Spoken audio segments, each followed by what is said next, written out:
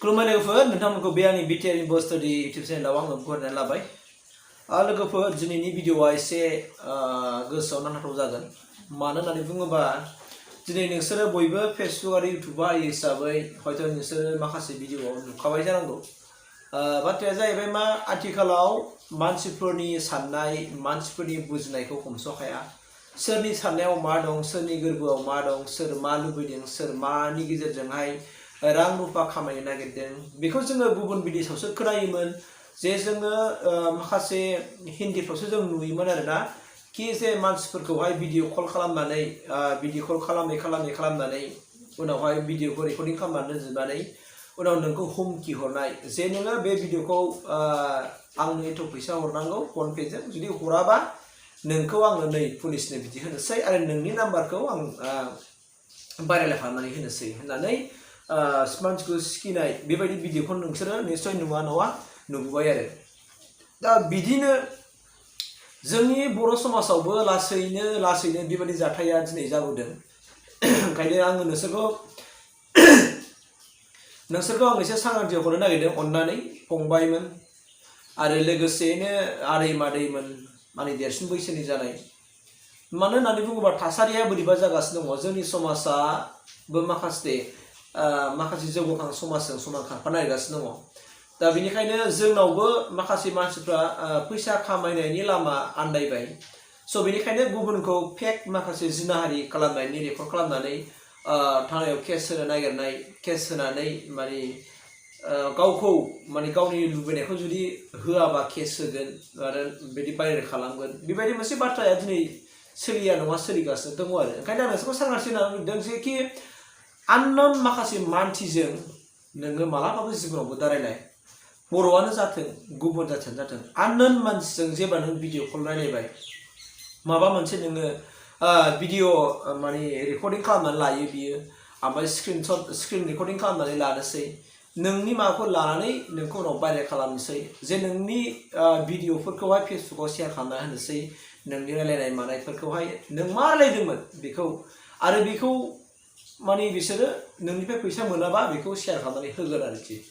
दा बिदिनो बिराद गिदिर घटना जानानै थांबाय आरो बिसोर ओरैबायदि मानसिखौ फल' खालामो जायफोर मानसिफ्रा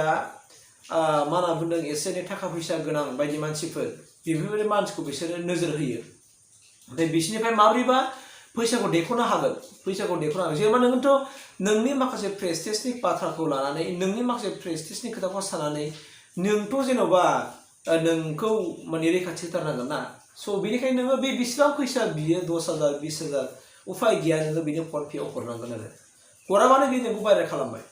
दा बेबायदि मोनसे थासारिया जोंनि बर' समाजावबो फैबाय। ओंखायनो आं नोंसोरखौ सांग्रांथि होदों अननानै आननोन मानसिफोरजों बेफोरबायदि दाजा। दा आं नोंसोरखौ बेखौनो खावलायदों बेबायदि जाथाया जाया नङा जागासिनो दं आरो बे आयदानि सायाव भिडिअ लाबोदो आदा होननानै आंनो सासे फंबाया कमेन्ट खालामहरदों। स' बेनिखायनो आं बे आयदानि सायाव आंबो दिनै हुक मोनदों आं मैयासो मोनसे भिडिअ बे जाथायखौ नायसनदोंमोन आङो बेनिखायनो आङो नोंसोरनो बेखौ होनाय जाबाय। बाथ्राया जाहैबाय मा जों बिराद गावखौनो गावनि लाइफखौ जों साननानै गावनि मान सम्माननि खोथा साननानै जों बाथ्रा बुंनांगौ। आं गासैबो भिडिअखौ बानायो जे नोंथांमोननि बयनिबो सुबिदा नोंथांमोना जेन बिफदाव दा गोलैथों आं बै बाथ्राफोरखौ लानानैसो आङो भिडिअफोर बानायो। नाथाय खायसे मानसिफ्रा आंखौ अभार स्मार्ट होननानै बुंहरो आरोना अभार स्मार्ट नों बिराद अभार स्मार्टलै नो आरोना ओमफ्राय भाषायाथ' लाजाया बिदिनो सानै साथामसो आंनाव माखासे कमेन्ट हरग्राफोर दं आं मिथिया बिसोरदि आंनि माने सुथुर जानानै दङ आं मिथिया आरोना बिसोरो आंजों माबा पार्सनेल सुथुर दं ना मा दं बेखौ आं मिथिया बाट बिसोरनि सुथुर जानाया आंनि सायाव बुंनाया आंहा जेबो फाजानाय गैया। बाथ्राया जाहैबाय मा आं बेखौसो बुंगोन कि अननानै नोंसोरो बेफोरबायदि सोरबा भिडिअ कल खालामनाय मानाय दा गोजावलाबाय आरो दासान्दि फेसबुकाव गोबां माखासे भिडिअफ्रावनो एडभार्टाइज फैयो। दा बै एडभार्टाइजफ्रा गासिबो माबा भिडिअ कल माने सार्ट खालामनायनि भिडिअ कल माबा खालामनायनि फुल नाइट माबा बिदिनो दा बेफोरबायदि मोनसे एप फैबाय थादों एडभार्टाइजमेन्ट आरो बेखौ सोरबा जुदि डाउनलड खालामना लाफ्लांबाय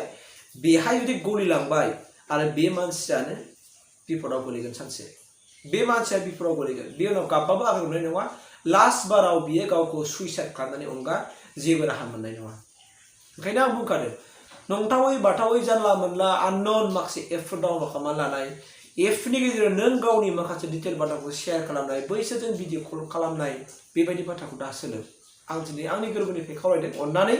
नङाबा नोंबो फेक जिनाहारि खालामनाय बेयाव नोंबो फासि जानांगोन नोंखौ आंखौ जिनाहारि खालामदों होननानै बिसोरो पुलिसनो केस होनो नागिरगोन सोरबा होथारगोनबो बिनि उनाव नोंनिफ्राय माबोरैबा थाखा आदाय खालामनो हागोन मानोना बांसिन हिनजावफोरनि बाथ्रायाथ' माखासे केस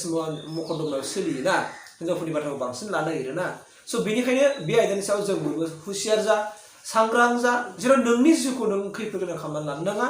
नों जेखि ममेन्टआवनो जेखि समाव नोङो जेरावखि थाङा जायजोंखि रायलाया मानो नों खोब सांग्राङै रायलाय जेराव नों बिपदनिफ्राय बारग'नो हानाय बायदि आं बेखौ आं नोंसोरखौ आंनि बयनिबो आंनिनो समान बैसोनि बा आंनि फंबाय आंनि बिदा आंनि बिदि जायखिजाया सोमोन्दोनि सुबुं जायफोराखि आंनि चेनेलखौ नायो एबा इन्टारेस्ट जायो बिथांमोननि थाखाय आं भिडिअ बानायना होबाय अन्नानै जेराव रावबो दा गाब्रथों जिउआव खैफोद दा लाबोनांथों आं बेखिनिखौनि थाखायसो आं बे भिडिअखौ बानायनानै होदों अन्नानै नोंसोरो जेन' गाव गावनि जिउखौ रैखाथि होयो गावनि मान सन्मानखौ रैखाथि खालामो आरो बेफोरबायदि फेक नंखाय जिनाहारि खालामजानायनिफ्राय जिनाहारि खालामदों होननानै केस होनो नागिरनाय जिनाहारि खालामदों होननानै माने फैसा बिनाय बेफोरबायदिनिफ्राय जेराव नों गोजानाव थानो हायो आं बेखिनि भिडिअखौ नोंथांमोननि गेजेराव शेयार खालामबाय अन्नानै जुदि भिडिअआ जुदि हेल्पफुल जादोंबा खेबसे लाइक खालामनानै होबानो जाबाय थेंक इउ